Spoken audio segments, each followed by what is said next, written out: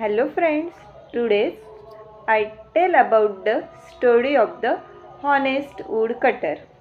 Once upon a time, there was a poor woodcutter who lived in a small village. Every day he could go into the forest to cut wood and to learn sell it and to learn a living. One a day, while cutting a tree near a river, the woodcutter axe slipped from his hand and fell into the deep river. He was very sad because the axe was his only tool to learn money. He sat down by the riverside.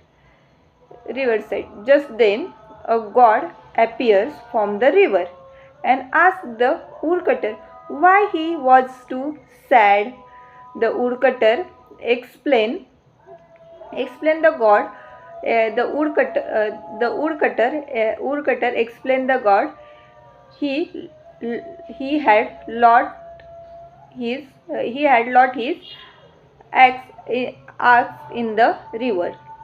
Then God waiting to help the honest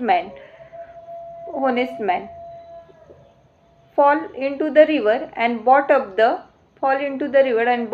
shiny golden axe. Is this our axe? Asked the god. The woodcutter shook his head and said, "No, that is not my axe." Then the god again fall into the river and brought up a silver axe. Axe. Is this our axe? The god asked. The woodcutter again shock.